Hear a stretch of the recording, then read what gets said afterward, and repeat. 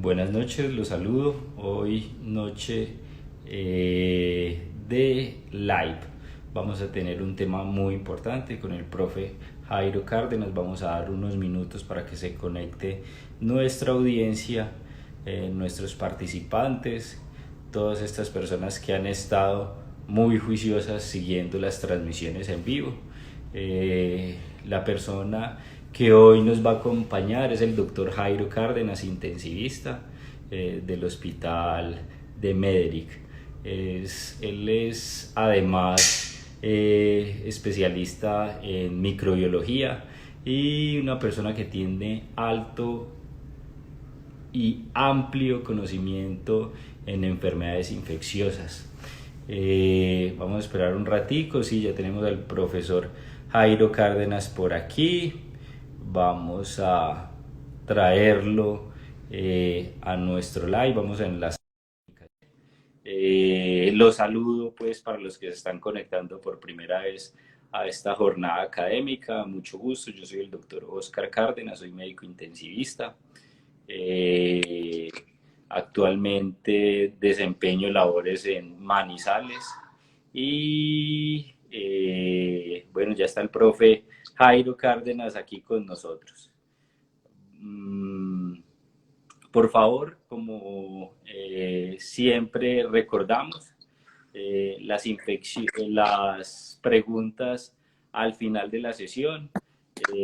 Por favor, limitar mucho los comentarios porque hay veces disipan un poco la atención de nuestro ponente. Quisimos hoy continuar con la línea de conversatorio con el doctor Jairo Cárdenas, así que hemos preparado algunas preguntas que consideramos relevantes en el tema y vamos pues a ir desarrollando esto. Bueno, entonces, profe, bien pueda preséntese aquí con su audiencia en esta noche. Entonces aquí tenemos los participantes que va subiendo. Bueno. Hola, buenas noches a todos.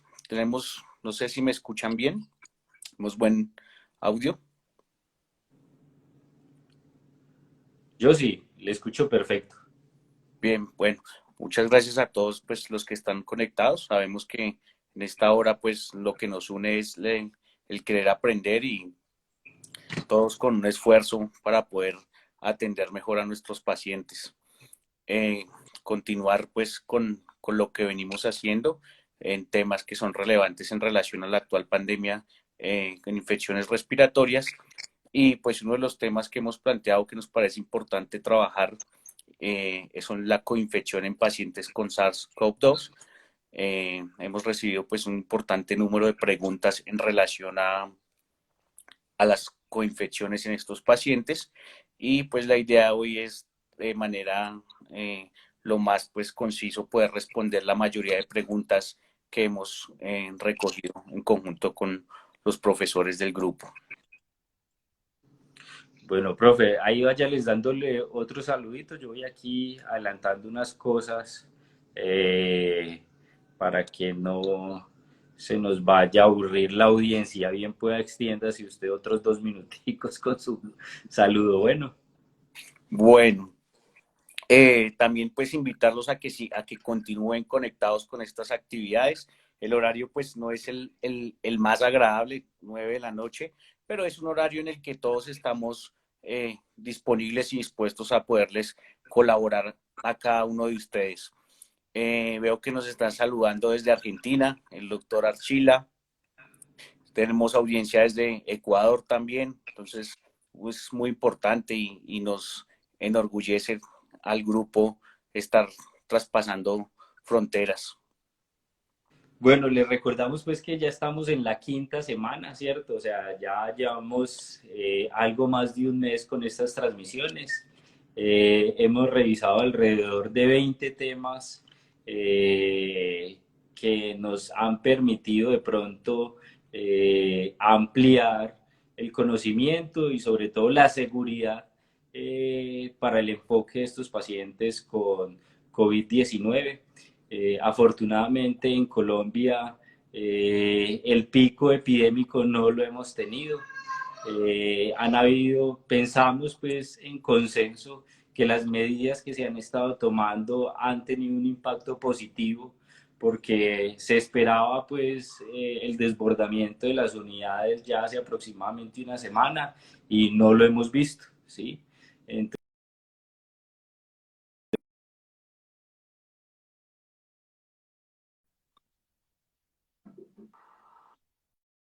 debemos seguir insistiendo en todas estas medidas de distanciamiento social y en las medidas de protección, desinfección y obviamente nosotros como personal de salud que estamos mucho más expuestos cuidándonos con todas las medidas de bioprotección y no solo con eso, sino también con el distanciamiento. Muchas veces nosotros pecamos, o sea, nos hacemos muy bien el procedimiento, intubamos muy bien el paciente con todo el equipo, pero salimos y nos tomamos un café con nuestros colegas y entonces es allí donde vienen los errores y donde muchos de nuestros compañeros se han infectado. Actualmente ya hay bastantes médicos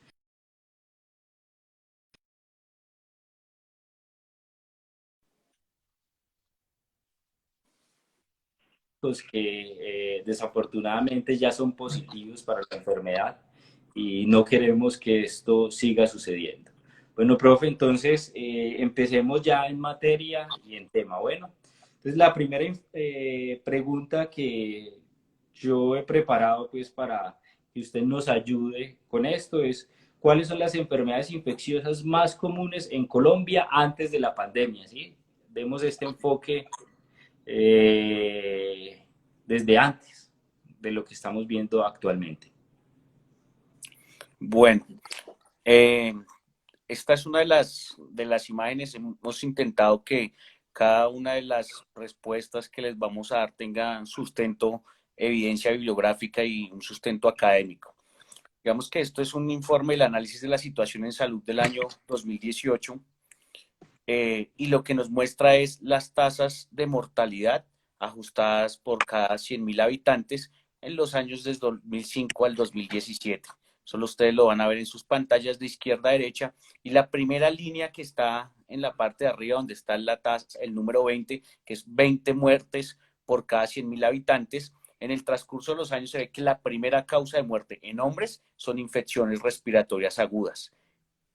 No quiere, eso quiere decir que ahora que estamos en una pandemia de nuevamente un virus respiratorio, debemos estar más preparados y tener presente que previo a esta pandemia, una de las principales causas de mortalidad por enfermedades transmisibles es las infecciones respiratorias.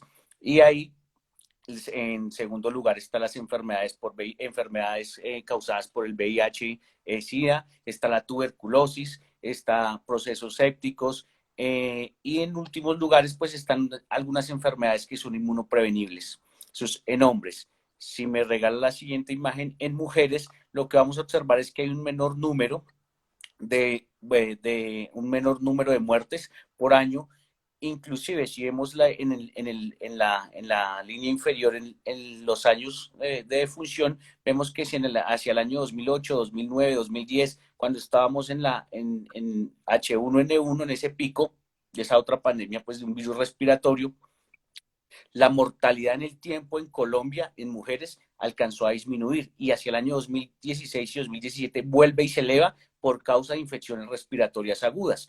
Entonces, previo a la pandemia, nosotros ya teníamos un problema de infecciones respiratorias con una mortalidad en promedio entre hombres y mujeres de un 17 a 20 muertes por cada 100.000 habitantes por infecciones respiratorias agudas. De ahí es lo importante conocer previo a la pandemia para podernos preparar y saber qué es lo que vamos a tener.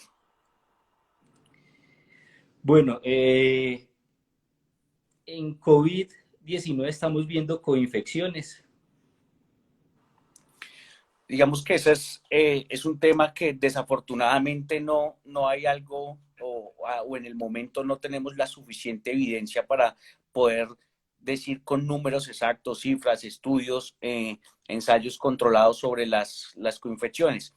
La experiencia que tenemos nosotros en las unidades de cuidado intensivo y en las actividades en la hospitalización normal que desarrollamos en el día a día, sabemos que nuestros pacientes pueden tener coinfecciones. podemos tener que nuestros pacientes se presenten con infecciones adquiridas en la comunidad o tengan o presenten infecciones asociadas a la atención en salud, que son las IAS, que anteriormente llamábamos infecciones nosocomiales.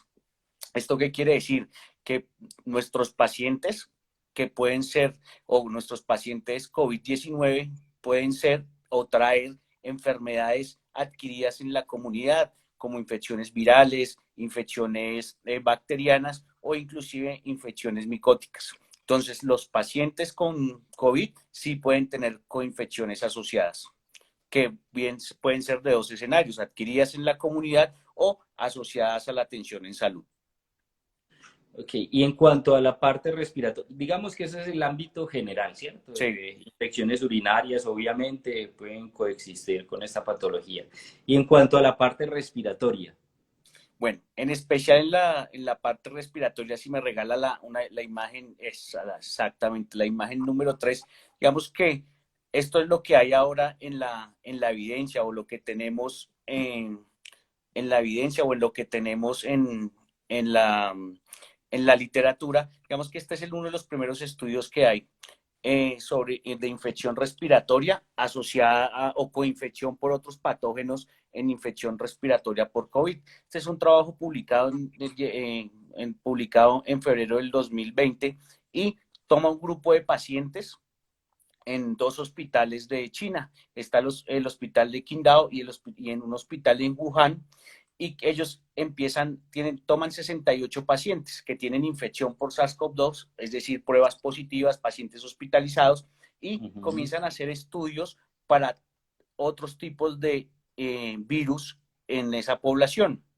Ellos también tenían una duda que es razonable, si donde era la pandemia y en un hospital fuera del sitio de la pandemia, tenían la coinfección o se presentaban las mismas características de coinfecciones virales. ¿Qué se dieron cuenta? Que en estos pacientes, un 60% de los pacientes tenían infección por virus de influenza tipo A, un 53% por virus de influenza tipo B, había otro grupo de pacientes con infecciones por Mycoplasma pneumoniae y otro grupo de pacientes con infección por Legionella pneumoniae. ¿Y esto qué se vio? Que el centro de la pandemia, que era Wuhan, el porcentaje de coinfección viral en estos pacientes solamente era del 2.63%, y un hospital fuera del epicentro de la pandemia, ese porcentaje de coinfecciones virales alcanzaba un 80%. ¿Eso qué nos muestra? O con esto que estamos aprendiendo, que no solamente los pacientes tienen la infección por COVID, sino pueden llegar y presentarse con otra coinfección viral. Y eso está en relación a las características de nuestra población, a las características epidemiológicas y a las características, pues, en relaciones demográficas de los pacientes. No podemos comparar el pico respiratorio por otros virus respiratorios de ellos con los de nosotros. Entonces, digamos que eso es una de las primeras enseñanzas que hay. Sí se presentan los pacientes con coinfecciones virales en pacientes con COVID-19. Si me regala otra de las siguientes imágenes, que es otra población diferente. Entonces, este es un estudio más grande, es un estudio este trabajo fue publicado en JAMA, y toman 5.700 pacientes en 12 hospitales en Nueva York. Y estos son pacientes que son hospitalizados desde el 1 de marzo hasta el 4 de abril del 2020. Aquí ellos lo que observan o logran identificar es que hay una coinfección por otros virus respiratorios en el 2.1% de la población, pero de esos 5.700 pacientes solo realizaron pruebas a 1.996 pacientes. El primer lugar, el virus o la coinfección son por otros coronavirus no COVID-19. Tiene un 16% de esos aislamientos. Y en último lugar, tienen infecciones por el virus de la influenza tipo A en un 2.4%. Si lo comparamos a los trabajos que previamente, o el trabajo que previamente vimos de China, varían de acuerdo al lugar, o sea, a la población, y incluyen los aspectos, pues, demográficos de la población donde se haga el estudio. Entonces, estos dos trabajos lo que nos muestran es que sí van a haber infecciones y nuestros pacientes van a presentar con coinfecciones virales. aprovechemos aquí para una definición. ¿Qué es una infección asociada a la atención en salud? ¿Qué define esa palabra? Digamos que las infecciones asociadas a la salud son las infecciones que se presentan los pacientes que están hospitalizados. Entonces, digamos que este es un nuevo término que se ha venido utilizando, ha reemplazado las infecciones nosocomiales, y lo que hace referencia es las 48 horas después del ingreso de los pacientes. Por eso, digamos que ha cambiado cuando hablamos de neumonía asociada a la ventilación mecánica e infecciones asociadas, ya no hablamos de bacteriemia asociada al catéter, sino infecciones asociadas a la línea central. Entonces, digamos que todo esto ha venido cambiando en relación al concepto, pero es lo que, digamos, que conocemos como las infecciones nosocomiales. Esas son las infecciones asociadas a la atención en salud. Son los O sea, pacientes que se infectan ya no hablamos de infección nosocomial, sino que hablamos de infección asociada a la a la atención. atención en salud. Sí, señor. Eso es lo que pues, es el término, inclusive las guías del CDC de este año de infecciones asociadas al torrente sanguíneo o a infecciones del torrente sanguíneo asociadas a la línea central explican mucho mejor también estas definiciones.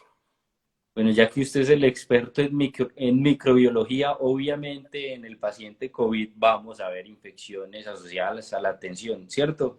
¿O no cierto? ¿Y Eh, en qué proporción?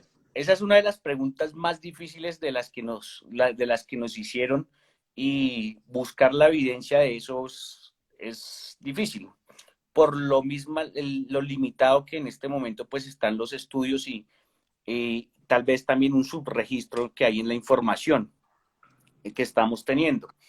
Este es un trabajo lo que estamos mostrando ahí es un trabajo un estudio retrospectivo en China que tomaban 191 pacientes.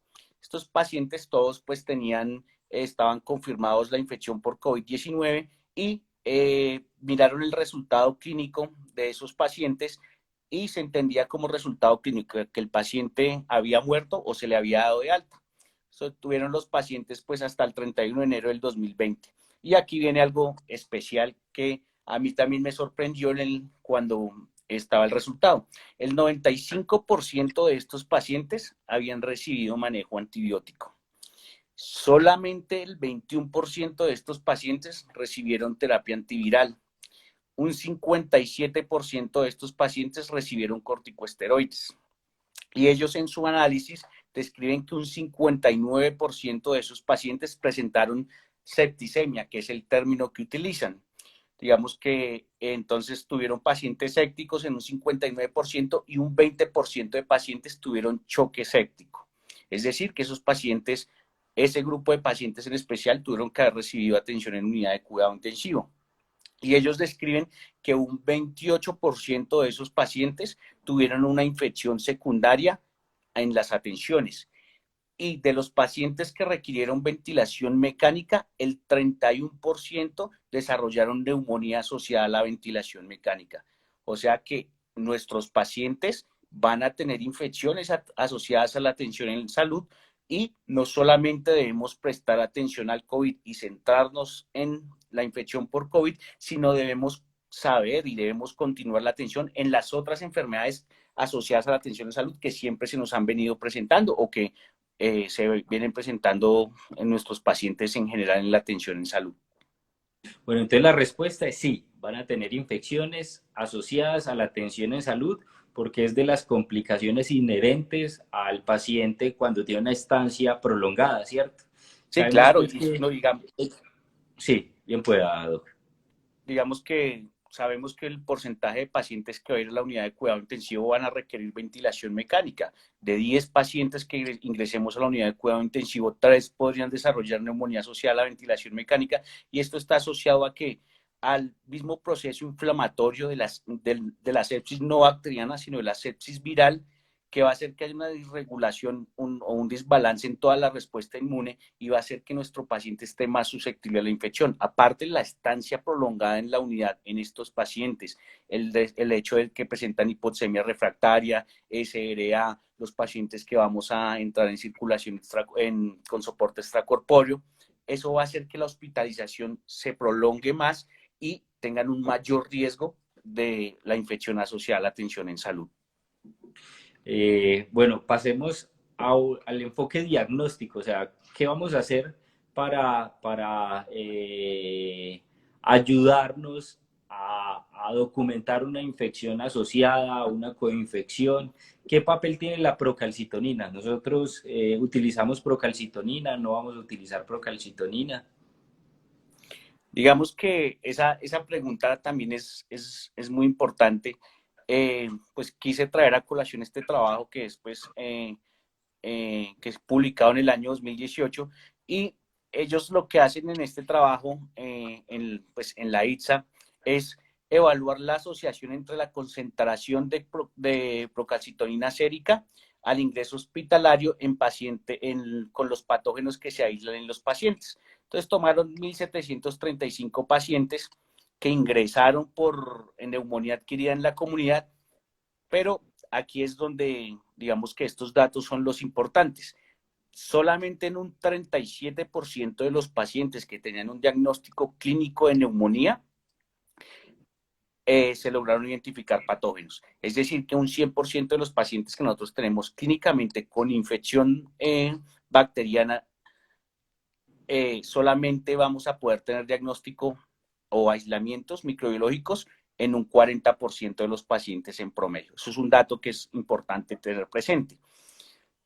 Y ellos empezaron a mirar de esos pacientes que aislaron patógenos, cuáles eran los niveles de procalcitonina. Entonces encontraron que los pacientes que tenían patógenos o aislamientos virales, los niveles de procalcitonina estaban en 0.09 nanogramos por mililitro.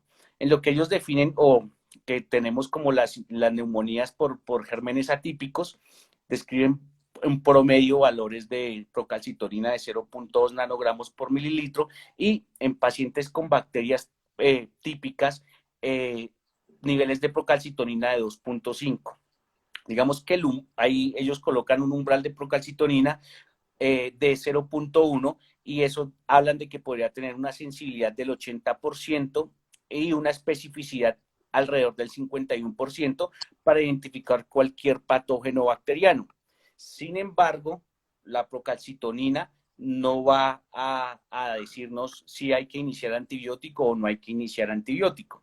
Esto es un diagnóstico que debe ser clínico y debe asociar el estado, pues, del paciente. Si yo tengo un paciente hiperlactatémico, hipoperfundido, pues debo sospechar, o un paciente con un choque, debo sospechar que haya una infección bacteriana asociada. Ahora, ¿qué sucede específicamente en los pacientes de COVID? Entonces, digamos que estos son uno de los trabajos, pues, a que hasta ahora se han publicado y más grandes, y uno va a revisar estos estudios y se va a dar cuenta que en todos la procalcitonina está elevada. Entonces, la procalcitonina, si yo tengo un grupo de pacientes con infecciones virales y lo que ya estamos viendo es que la procalcitonina en todos está elevada, nos hace reevaluar cuál es el verdadero papel de la procalcitonina. Si me regala la siguiente imagen, digamos que hay unos factores que podrían estar asociados a la sepsis viral que podrían causar que tengan niveles de procalcitonina elevados. Y en estos pacientes se ha visto que al final de la enfermedad la procalcitonina está aumentada.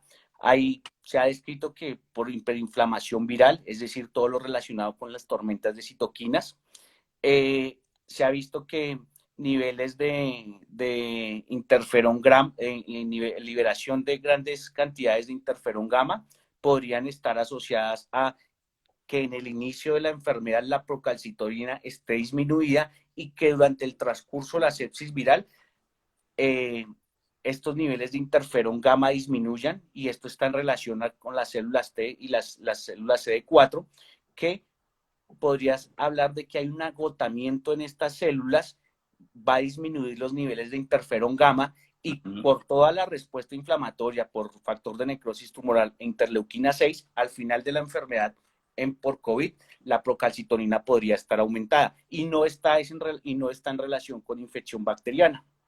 Ya hay que, digamos que las recomendaciones no es utilizar procalcitonina para definir o guiar manejo antibiótico en estos pacientes. Y es más, una de las recomendaciones es que no se debería utilizar de manera rutinaria procalcitonina en pacientes con COVID. Bueno, todo esto para finalmente decidir, ¿empezamos antibiótico o no empezamos antibiótico? Digamos que aquí pues toca o revisar específicamente la guía de la Asociación Colombiana de Infectología. Y la recomendación de ellos, digamos que es muy clara. Si sospecha de coinfección bacteriana, inicie manejo antibiótico de acuerdo al grupo de riesgo. Entonces, le dan una importancia a la sospecha clínica, al juicio del clínico, de que si se debe o no se debe iniciar manejo antibiótico.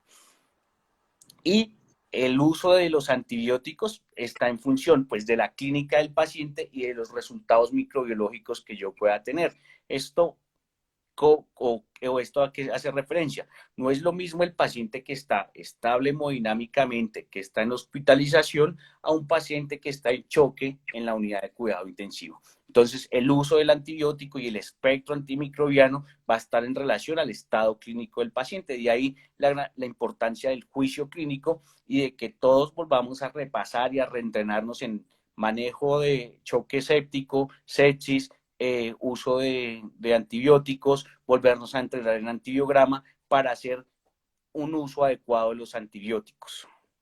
Si me Bueno, regala la... esta recomendación de empezar antibioticoterapia de amplio espectro empíricamente puede ser una recomendación peligrosa, ¿cierto? Como siempre se ha cuestionado y de los grandes críticos de las guías Survival Sepsis, pues la ITSA, ¿cierto? La ITSA siempre esta recomendación que da Survival Sepsis de empezar y direccionar cubrimiento antibiótico tempranamente, aproximadamente en la primera hora, ¿cierto? Que es lo ideal. La ITSA siempre ha sido muy meticulosa en esto y no ha estado de acuerdo con esta recomendación, ¿sí? ¿Qué elementos podemos tener nosotros para hacer una recomendación mucho más juiciosa a esto? O sea, ¿qué le podemos decir a estas 170 personas que están conectadas hoy? ¿A quién empezarle o a quién no empezarle puntualmente cubrimiento antibiótico? Digamos que los pacientes que tienen un deterioro clínico, no el paciente que tenga una procalcitonina elevada o le haya hecho yo una procalcitonina elevada, le haya hecho una procalcitonina al ingreso y le haga un control a las 72 horas y la procalcitonina venga en ascenso, a ese paciente no le voy a iniciar antibiótico.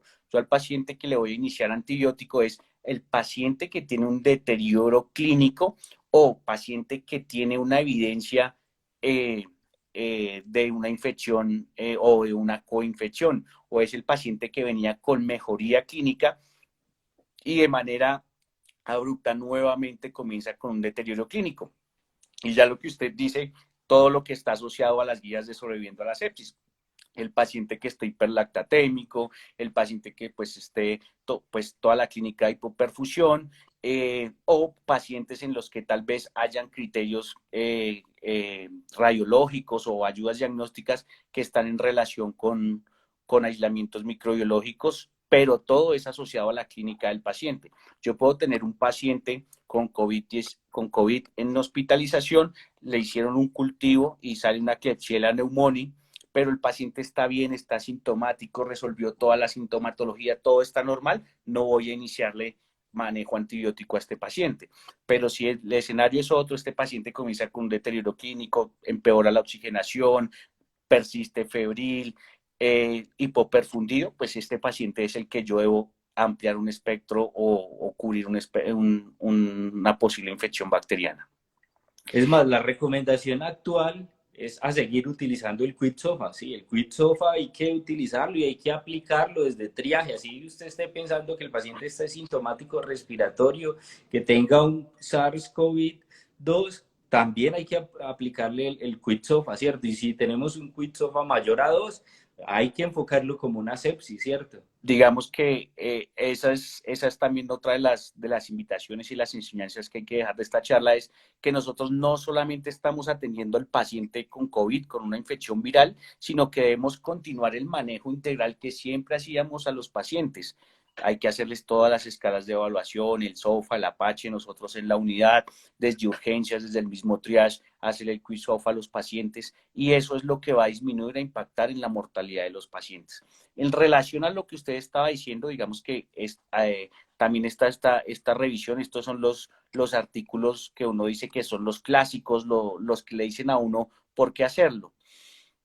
En relación a la hora que llaman la hora de oro o el inicio temprano de los antibióticos, hay algo que está pues muy claro en los trabajos, es que está asociado que cuando yo administro de manera temprana una antibiótico terapia a un paciente séptico, hay mayores tasas de supervivencia en los pacientes, disminuyen las estancias hospitalarias y voy a ahorrar recursos en mi institución. Es decir, que iniciar el manejo del antibiótico empírico a un paciente va a impactar en esas tres cosas que debemos tener presentes: supervivencia, estancia hospitalaria y recursos. Que en el escenario en el que estamos en la pandemia, los recursos es lo que más debemos cuidar ahora, y tener estancias hospitalarias cortas.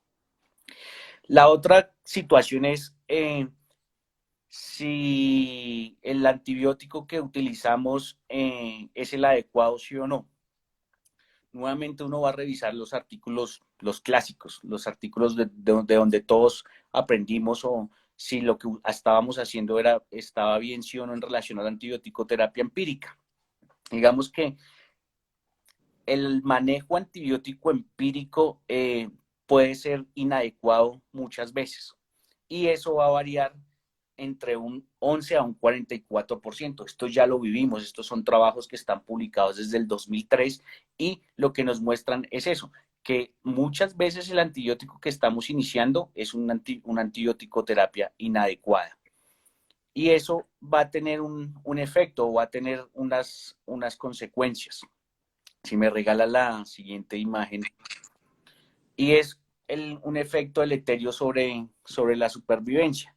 Digamos que la mortalidad en los pacientes puede aumentar hasta en un 8% por cada retraso en la hora de iniciar el antibiótico en urgencias. Y estos dos estudios son pues importantes. Uno es porque es la mortalidad que es atribuible a los pacientes cuando yo les inicio una terapia inadecuada en cuidado intensivo, y el otro trabajo, el segundo, el que está abajo a mano derecha, es el impacto que tiene el inicio del antibiótico en los servicios de urgencias. Entonces, esto va a tener un efecto deleterio sobre la supervivencia de los pacientes. Y esto está asociado a poder o seleccionar una terapia antibiótica adecuada. Es decir, que sí tenemos nuestro paciente con COVID, pero no debemos olvidar la microbiología de nuestra institución, la epidemiología local, los gérmenes más comunes en nuestros hospitales, para así poder guiar terapias antibióticas de manera adecuada. Bueno, acordarnos, pues aquí yo hago mucho énfasis nuevamente en el quit SOFA, ¿cierto? El paciente COVID es un paciente que se presenta con fiebre. Si ya es un cuadro severo, o sea, una infección respiratoria aguda severa que tiene compromiso, que está haciendo una neumonía, pues va a presentar estertores, puede presentar aumento de la frecuencia respiratoria, ¿cierto? Pero usualmente no va a presentar ni encefalopatía ni va a llegar hipotenso el paciente, ¿cierto? Si tenemos estos pacientes que llegan encefalopáticos e hipotensos, entonces hay que ir un paso más adelante. Puede que sí sea un paciente sintomático respiratorio, que por el perfil epidemiológico que estamos viviendo, por la circulación ya natural del virus, sea un COVID, pero perfectamente puede ser una neumonía bacteriana, lo que tenga el paciente así, o que sea un COVID sobreinfectado con una neumonía bacteriana. Por eso, nuevamente, la importancia del quit SOFA. Ahora, la importancia de empezar cubrimiento temprano antibiótico en la primera hora. Anteriormente el bundle era de 3 horas, pero este año la recomendación es a 1 hora, y en la cual la ITSA no se adhirió a esta recomendación. ¿Sí? Pero entonces cuando uno va a preguntarle a los expertos que apoyan o no apoyan esta medida, bueno, si el paciente fuera usted o si el paciente fuera su mamá, en cuántas horas usted reanima y en cuántas horas usted le empieza el cubrimiento antibiótico.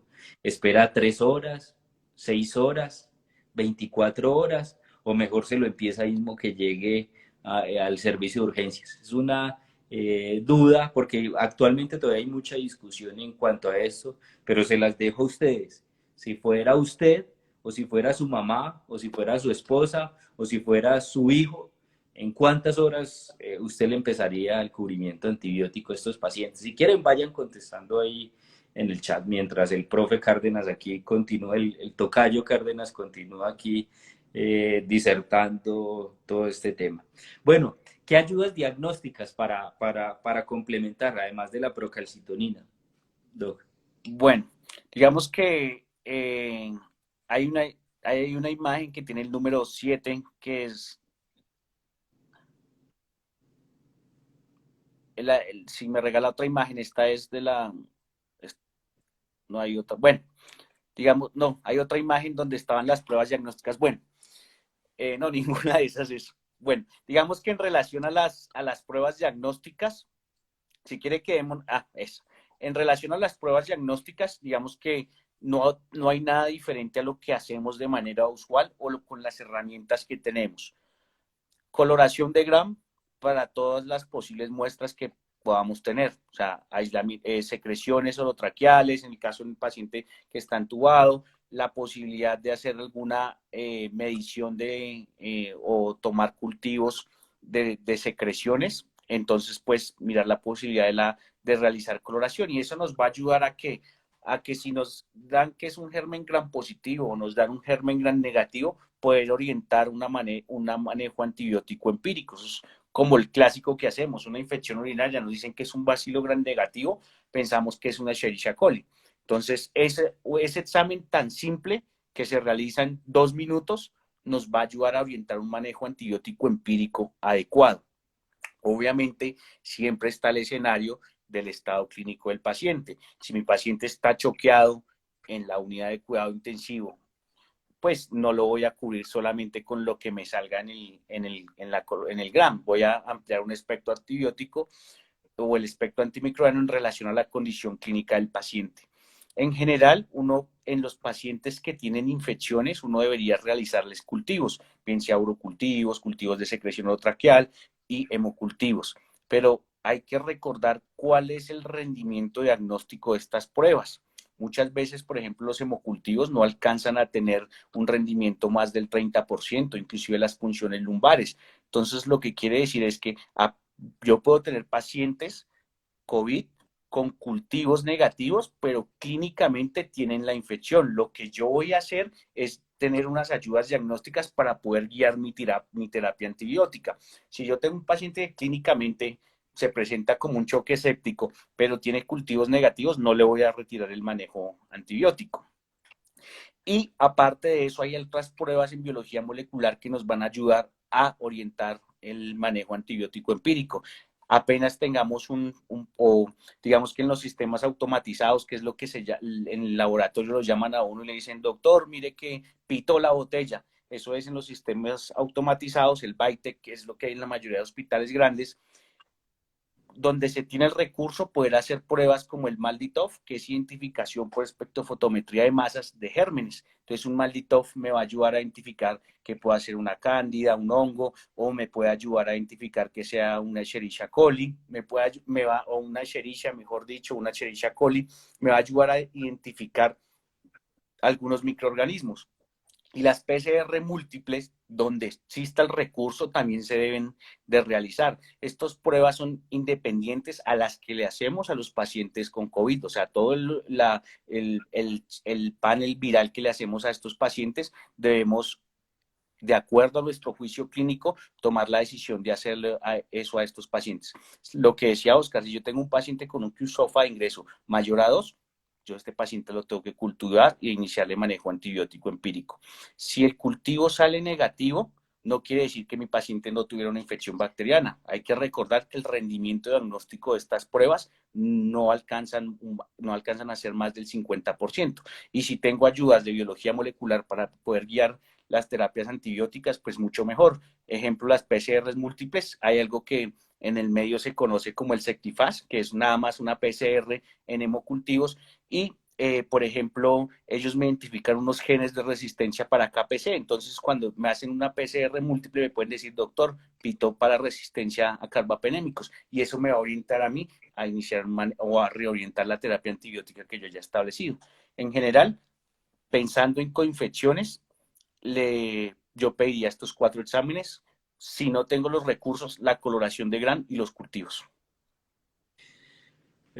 Uno tiene una fijación, pues los clínicos tenemos una fijación por cultivos, por pruebas moleculares, ¿cierto? Cuando uno escucha hablar de esto, como, o por lo menos a mí se me hace agua a la boca, hermano, es un tema que me apasiona, que me gusta muchísimo la parte de enfermedades infecciosas y el enfoque diagnóstico de las enfermedades infecciosas, que definitivamente es un reto y exige pues un juicio clínico muy preciso para uno no hacer daño colateral, ¿cierto? En este orden de ideas, ¿cuántos cultivos, cuántos hemocultivos es recomendado hacer, profe? Digamos que eso se ha revaluado, uno habla de set de hemocultivos, eh, pero digamos que la recomendación es que las botellas de hemocultivo que yo tome, hay que ver el escenario, si es cuando el paciente está hospitalizado o es el paciente que ingresa a urgencias. En general, digamos, para llevarnos la idea, hay que tomar 3 hemocultivos. Un hemocultivo para aerobios, un hemocultivo para anaerobios. Hay algunos protocolos en unas instituciones que toman 2 cultivos para anaerobios y un cultivo para aerobios. Hay otras instituciones que toman uno y un tercer cultivo que sea para hongos. En general, mínimo tener 3 botellas de 3 botellas de hemocultivo y tener que sean por lo menos 20 mililitros, que eso ayuda a mejorar el rendimiento diagnóstico. 20 mililitros. Hay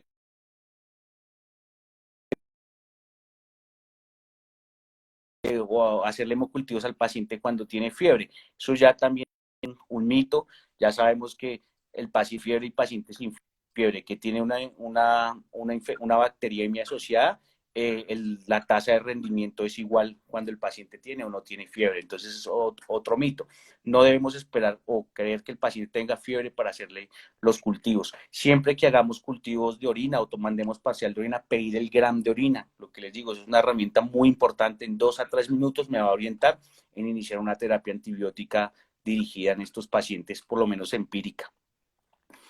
Entonces, 3 hemocultivos, en los lugares que se tiene la posibilidad, pues cultivos para hongos. Si los cultivos son positivos o apenas el laboratorio me informe que tengo cultivos positivos y tengo los recursos para biología molecular, el Malditov o la PCR, el Sectifaz, que es con lo que se conoce comercialmente. Bueno, y ya para finalmente, ¿qué microorganismos debemos cubrir? Digamos que esa es una de las preguntas también que es difícil. Digamos que aquí traigo este trabajo o este trabajo que es un metaanálisis, una revisión sistemática de los estudios que hay desde 2009 hasta el 2012, cuando hubo la pandemia por influenza. Entonces, ellos aquí, ¿qué es lo que muestran? Digamos que hay pocos estudios que describan la coinfección bacteriana o la coinfección en pacientes con influenza. De los pocos estudios que hay, pues sabemos que debemos cubrir Staphylococcus aureus, especies, Acinetobacter especies, Klebsiella especies y Pseudomonas especies. Sin embargo, no es la recomendación de este metaanálisis, pero sí es la recomendación que unos o todos siempre hacemos, es que debemos conocer el perfil de resistencia microbiológico y el perfil epidemiológico de nuestras instituciones, de nuestra ciudad o de nuestro país para poder definir el espectro o el manejo antibiótico que vamos a iniciar. En general, para responder esa pregunta específica, si yo tengo un paciente con una coinfección bacteriana, debo cubrir estos gérmenes: Staphylococcus aureus, Acinetobacter, Klebsiella y Pseudomonas.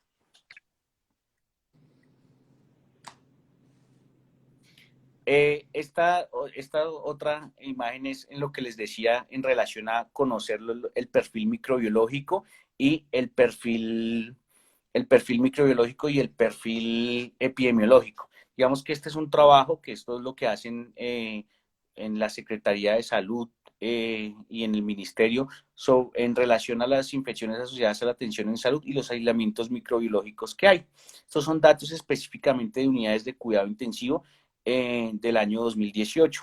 Entonces, el perfil pues, global en unidad de cuidado intensivo adulto, tenemos que la Klebsiella pneumoniae puede tener pues hasta un porcentaje de resistencia mayor, hasta el 34% con cefalosporinas de tercera generación, la Escherichia coli un porcentaje de resistencia que va entre el 14 al 15%, y bacilos gram negativos no fermentadores como Acinetobacter podrían tener resistencia a los carbapenémicos hasta en un 50%, y Pseudomonas aeruginosa en pacientes en resistencia a carbapenémicos en un 25 o un 28%. Esa es la epidemiología global, año 2018 de las unidades de cuidado intensivo. Y en relación a los gram positivos, pues la resistencia del estafilococo aureus resistente a oxacilina hasta en un 31%, y Faecium, pues resistencia a la vancomicina hasta en un 40% en las unidades de cuidado intensivo y en infecciones asociadas a la atención en salud.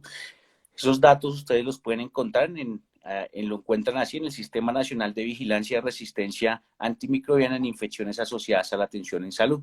Y eso lo que hacen es recoger, no están todos los laboratorios del país, pero todo lo que está en una base de datos que se llama HUNET, que suben todos los resultados de los cultivos en el personal de microbiología y los laboratorios de los hospitales, y ahí toman esas bases de datos para hacer estos porcentajes globales.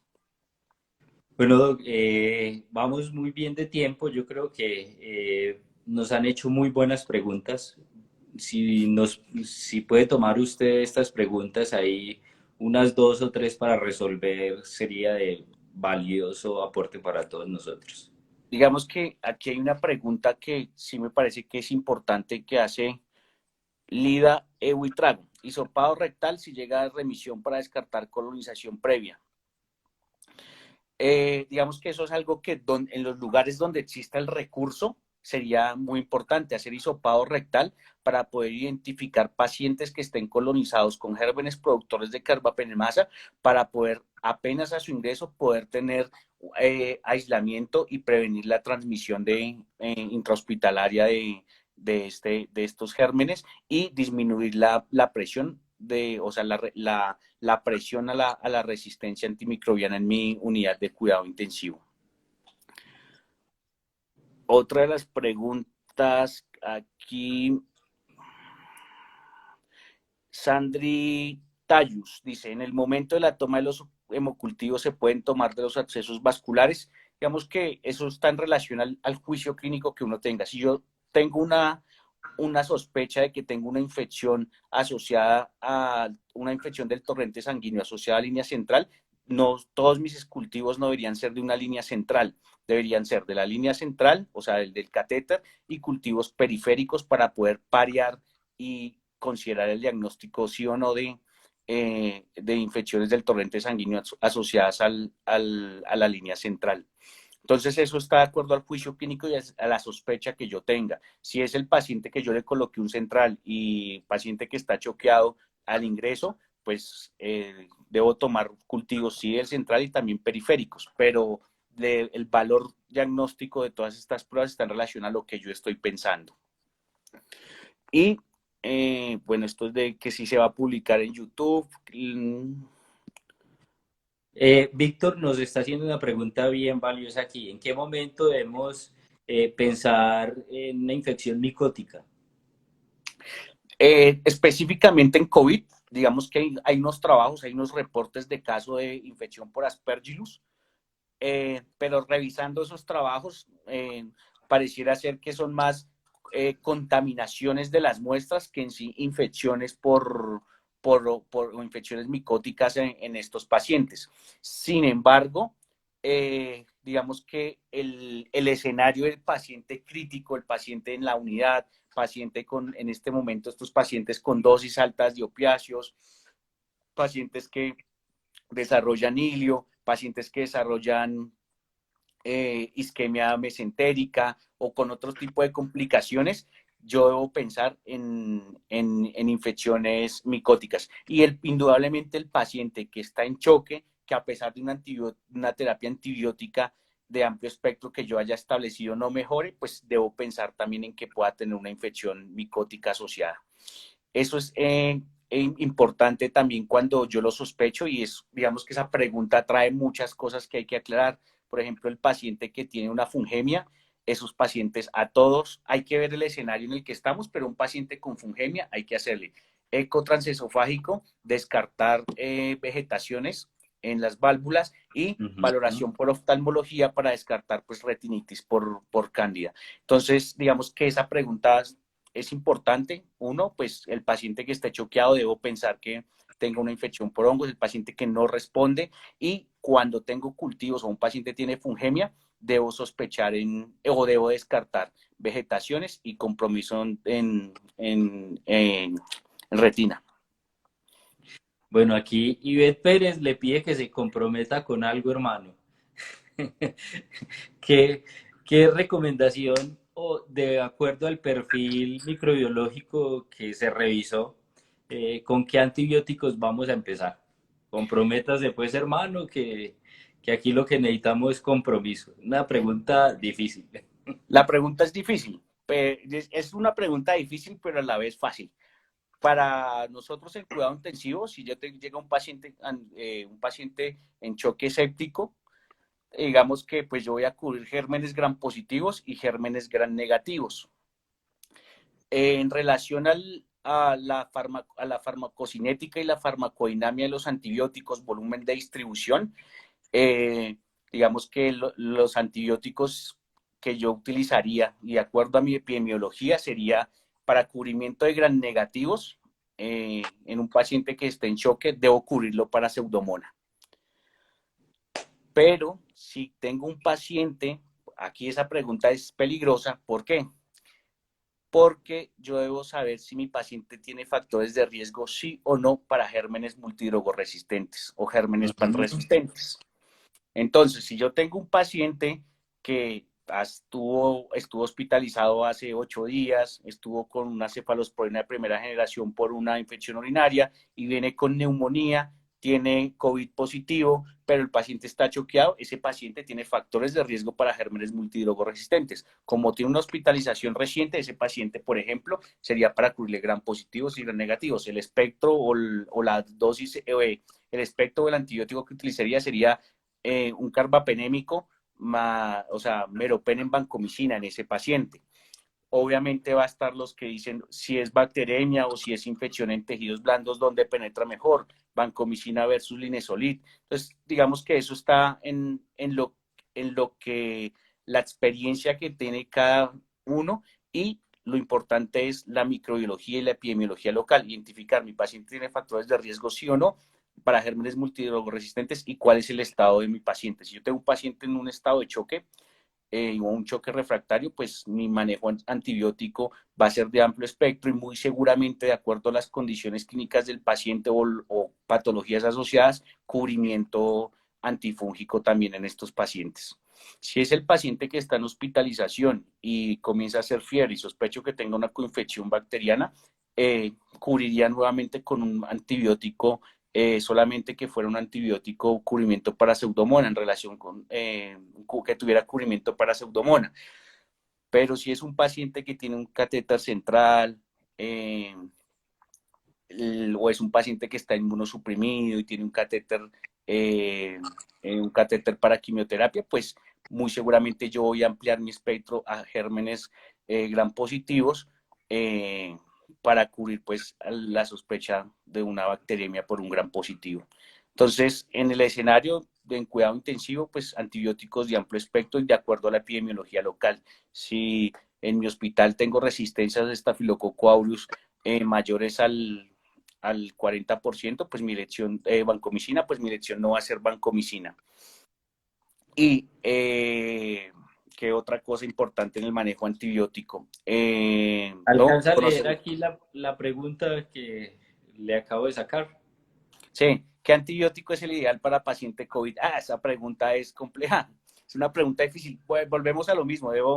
Debo individualizar ese paciente. Digamos que en infecciones sí hay que individualizar el paciente. ¿Tiene factores de riesgo, sí o no, para gérmenes multidrogoresistentes?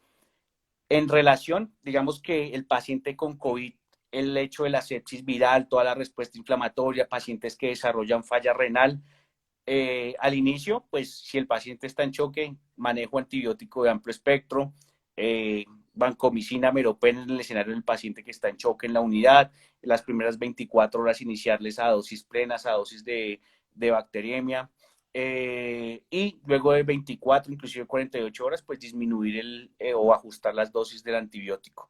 Considerar si los pacientes hacen falla renal, ajustarlos, o si entran a un paciente a terapia de reemplazo renal o es un paciente que ya viene en terapia de reemplazo renal, pues ajustar las dosis de los antibióticos de acuerdo pues a la tasa de filtración o al tipo de reemplazo renal que se le esté dando. Bueno, yo creo que ya con esto le damos cierre a nuestro live de la noche. Algo importante que digamos que es en la coinfección con los pacientes, no se nos olvide desparasitar a los pacientes. En los pacientes que vamos a iniciar terapia, hay alguien que habla aquí de terapia de terapia inmunosupresora. Los pacientes que nosotros vamos, por decirlo así, a pulsear con corticoides, no se nos puede olvidar desparasitar a estos pacientes para evitar pues las hiperinfecciones por parásitos. Bueno, muchas gracias, profe, por habernos compartido esta noche, esta hora de academia, que ya se volvió para nosotros tradición en este mes. Como les decimos, ya llevamos más de 20 revisiones que indudablemente los que hayan empezado desde el principio, pues a hoy pueden tener un amplio bagaje y una seguridad en cuanto al enfoque de estos pacientes. Contarles pues que para mañana va a haber una revisión muy importante también, nos la va a dar un internista y es una revisión necesaria a este momento, ¿sí? Entonces vamos a hablar de enfoque diagnóstico, vamos a hablar de definiciones de COVID, nuevamente para los que todavía no tienen esa claridad, tengan los elementos suficientes para decir, yo a este paciente le hago prueba o a este paciente no le hago prueba, a este paciente lo voy a hospitalizar en el área COVID o a este paciente no lo voy a poner en área COVID, o a este paciente lo voy a llevar a la unidad de cuidado intensivo o a este paciente le voy a dar alta, ¿sí? Así que el live de mañana es muy importante para todos, por favor no se lo pierdan, por favor ayúdenos ustedes a difundir esta invitación del live de mañana, ¿sí? Ya en unos minutos voy a publicar el voucher, pues haciéndole publicidad a esto, pero sí, no publicidad, porque nosotros definitivamente no estamos sacando ninguna utilidad de esto, lo estamos haciendo porque nos nace el corazón y porque es un deber sentido para nosotros como médicos que tenemos un poco más de bagaje, dar estos elementos a ustedes que pueden estar en un primer nivel, para ustedes que pueden estar en un lugar muy retirado y que no tienen los elementos suficientes y hasta allá va a llegar el COVID. Entonces, definitivamente es un compromiso que tenemos nosotros con la profesión, con el arte médico, ¿sí? Entonces, no es publicidad, es algo que les pedimos a ustedes que nos ayuden a que si este mensaje es importante y relevante para algún compañero de ustedes, por favor, mándenlo, ¿sí? Y díganle, mañana va a haber una revisión muy buena de enfoque diagnóstico del paciente con COVID-19. Listo. Se nos está acabando el tiempo. Al profe Jairo Cárdenas, muy querido por acompañarnos esta noche. Ha sido una persona que ha estado muy comprometida en estas 4 o 5 semanas de transmisiones que llevamos, ¿sí? A todos los otros compañeros les agradezco, al doctor Nicolás, al doctor Oscar Julián García, al doctor José, al doctor, ¿quién más? Ayúdeme aquí a recordar porque es que somos tantos ya en estos Yo al momentos, al doctor doctor Carrizosa, al profesor Pérez, al doctor Raudy, a Raudy, quién más, al doctor Oscar Ballesteros, al doctor Mauricio, Salvador. a, al doctor Salvador Abreu, a quién más, que no nos olviden que aquí todo es que ya el grupo va creciendo y definitivamente a nosotros nos complace. La doctora que está en España, que nos ha colaborado también Paula, la bastante. doctora Laura. A todos muchas gracias. Y a ustedes muchas gracias por acompañarnos. Chao, chao. Hasta luego, gracias.